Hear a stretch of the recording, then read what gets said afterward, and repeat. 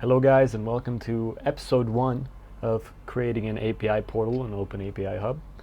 In this episode we are gonna do some setup work, so we're gonna use Serverless for this tutorial. Serverless is, in my opinion, a great framework to quickly mock up an API, get it up and running, and you can deploy it very easily to something like AWS. So for me, this is a personal preference, but in this series we're going to use Serverless. Now, before we can get started, there are some prerequisites that you that you should have installed prior to beginning this project. One of those is Docker. We won't need it in this episode, but you will probably need it in the future. I recommend going to this website right here and installing it. You will also need the AWS credentials if you want to deploy it to the cloud. Now, this is not mandatory. We can actually just do everything offline, but for the purposes of this tutorial, I do recommend creating an AWS account. It is free, and there are many guides out there that can help you get the right credentials that you need.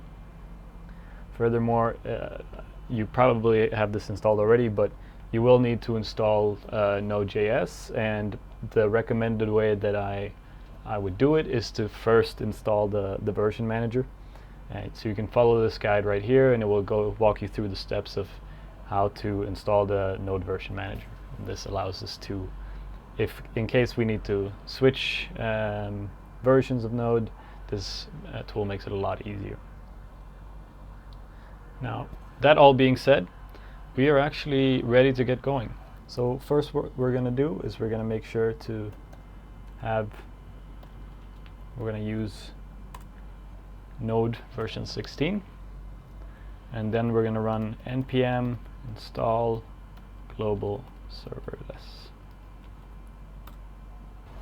Okay, so our serverless installation is finished, and with that we are ready to configure our credentials. So normally what you would do is you would run serverless config, and it will walk you through the steps. Now, I've already done this, so it won't show up. And that's really all we need to get started with serverless.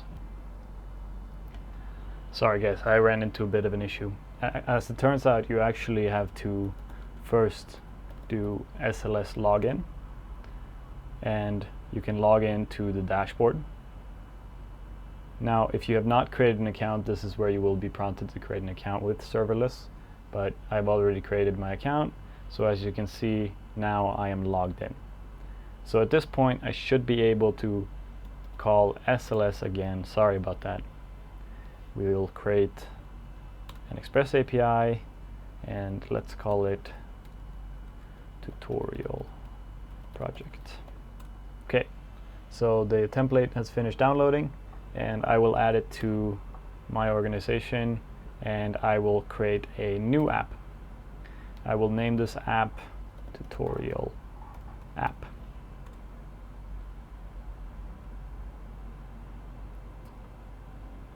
And now we are ready to deploy.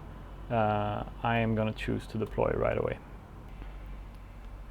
Okay guys, so my tutorial project has deployed to as an AWS Lambda, and that took around about 152 seconds. So obviously we don't actually want to do that every time, and I'm going to show you guys later what you can do to help speed up development by not having to deploy every time. Now, obviously what we want to do is we want to take a look at the template that's been generated, and we're going to do that by opening a folder. And let's open up the tutorial project. Here in the tutorial project, we can see a few things, right? We have, your standard kind of configuration files, but there's two important files that I want us to take a look at. And the first one is this handler.js. So this is going to be your entry point, and they've nicely generated some code for us already. This is kind of standard Express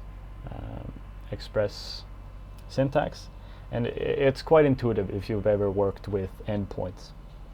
But for those that are not very familiar, this specifies that this is a GET request, which means that if I'm using a tool like Postman or a curl or something, I will need to specify the type of HTTP request I'm doing is GET, and then this is the what we call the endpoint or the routing in order to access this, basically this function right here.